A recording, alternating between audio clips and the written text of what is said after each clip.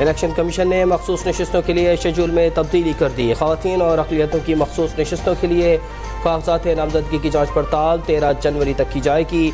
Returning अफसरान के फैसलों के खिलाफ अपील 16 जनवरी तक दायर की जा सकेगी।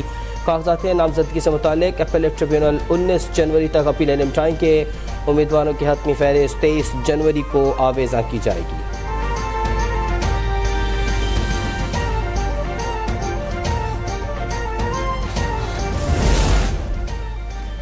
हैने 242 कराची से शहबाज शरीफ के कागजात पर एतराज़। जिला की माड़ी के रिटर्निंग अफसर ने फैसला महफूज कर लिया।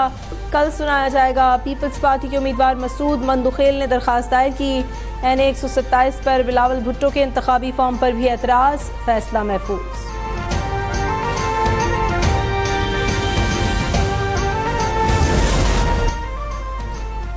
ख्वाजा आसिफ के सियालकोट से कागजात नामजदगी मंजूर। वो NA 71, PP 46 और 47 से इंतखाबात में हिस्सा लेंगे। रहनुमा MKM ख्वाजा इजहार के इंतखाबी फॉर्म भी मंजूर। उन्होंने NA 247, PS 124 और 130 से कागजात जमा करवाए थे।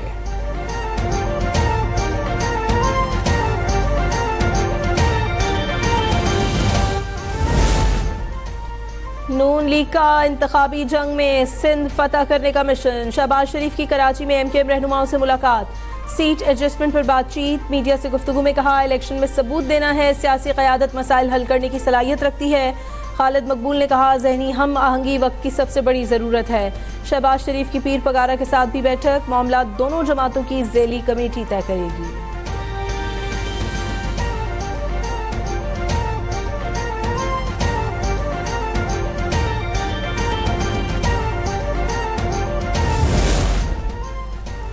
चार जमातों की सीट एडजस्टमेंट होगी। यही इत्तेहाद सिंध में हुकूमत बनाएगा।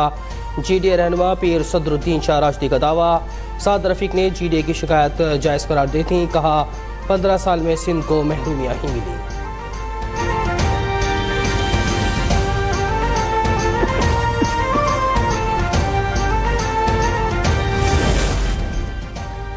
अब तक जमहूरियत के सबरात आम आदमी तक नहीं पहुंचे। मुल्क में रिकॉर्ड बेरोजगारी है और मौशी बहरान तशवीशनाक सूरत हाल इख्तियार कर रहा है। नून लीग के साथ ये तय पाया कि अगर मौका मिला तो आइन में तरमीम करेंगे। GDA की तमाम जमातों से हमारे राबते और मुलाकातें हैं। दूसरे लोग हमारे साथ नहीं चले तो आगे हमारे लिए उनके साथ चलना मुश्किल होगा।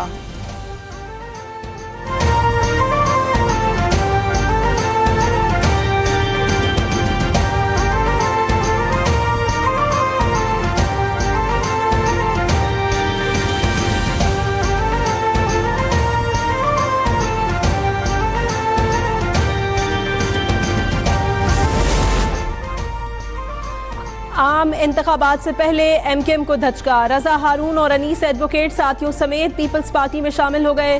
साबिक सदर आसिफ जरदारी से मुलाकात में PP क़यादत पर एतमाद का इजहार किया।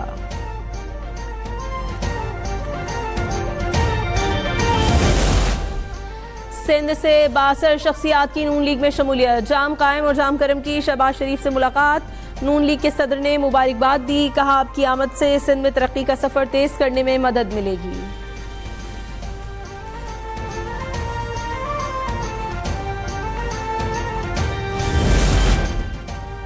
PTI इंट्रा पार्टी इंतखाबात पर इलेक्शन कमीशन का पेशावर हाई कोर्ट से रुजू करने का फैसला। बल्ले के इंतखाबी निशान के मामले पर अदालती फैसले के खिलाफ पेशावर हाई कोर्ट में नज़रसानी अपील दायर की जाएगी। हुक्म इम्तना खारिज करने की इस्तदा की जाएगी।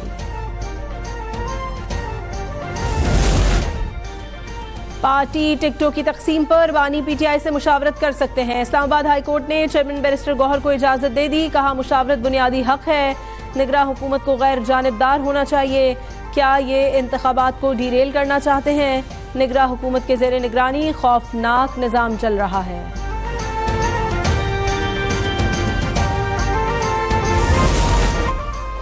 एक शख्स ने पूरी कौम के सामने साइफर लहराया। इसके मवाद को सयाक़ सबाक से हटकर पेश किया।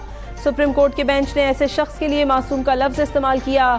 मुल्की इस्तेहकाम के साथ खिलवाड़ करने वाले को मासूम कैसे कहा जा सकता है? रहनुमा नून लीग अता तारड़ की प्रेस कॉन्फ्रेंस। कहा लाडले को लॉन्च करने के लिए मुंतखब वज़ीर आज़म को निकाला गया। आज भी आइन और कानून की धज्जियां उड़ाई जा रही हैं। लाडले को जेल से भी इलेक्शन मुहिम चलाने की इजाज़त दी गई है।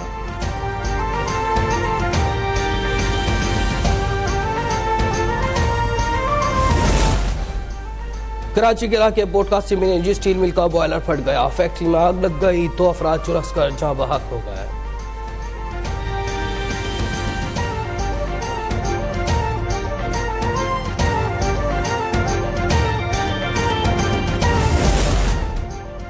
फैजाबाद धरना केस में फैज हमीद दोबारा तलब। तहकीकाती कमीशन ने साबिक DG ISI को आइंदा हफ्ते तलब कर लिया। वो सरकारी अफसर की हैसियत से धरने की वजूहात और शवाहिद जमा करने में मुआवनत करेंगे। फैज हमीद पहला नोटिस बरवक्त मौसूल न होने पर पेश नहीं हुए थे।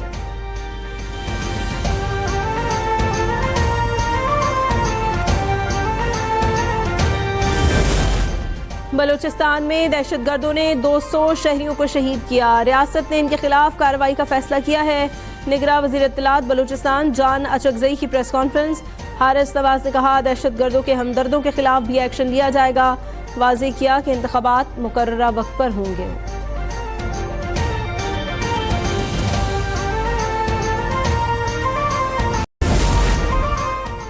कराची वालों के लिए बिजली मजीद महंगी कर दी गई। ₹1.71 का इजाफा। इतलाक 1 जनवरी से होगा। नेपरा ने तफसीली फैसला जारी कर दिया। इक़दाम सेमाही एडजस्टमेंट की मद में किया गया। वफाकी हुकूमत ने दरख्वास्त दी थी।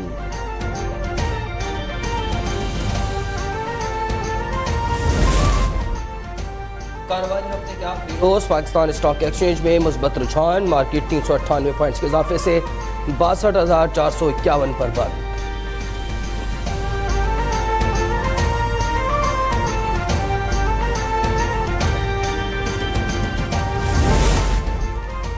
सरगोदा में जायदाद का तनाजा 4 जाने ले गया। मुलजिम इमरान ने फायरिंग करके भाभी और बच्चों को कत्ल किया। उसके बाद खुद को गोली मारकर खुदकुशी कर ली। फायरिंग से 2 अफराद जख्मी भी हुए।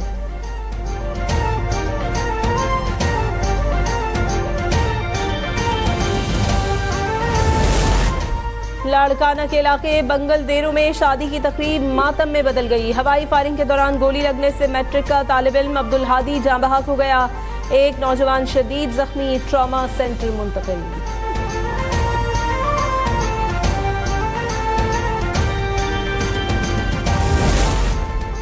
और कौमी क्रिकेट टीम जीता हुआ मैच हार गई। दूसरे टेस्ट में ऑस्ट्रेलिया ने 79 रन से हरा दिया।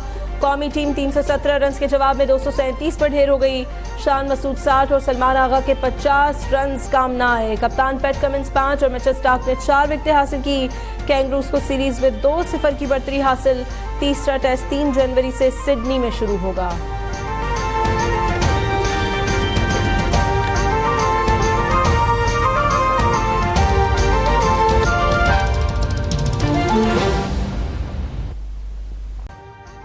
अभी सब्सक्राइब करें ताकि कोई खबर रह न जाए।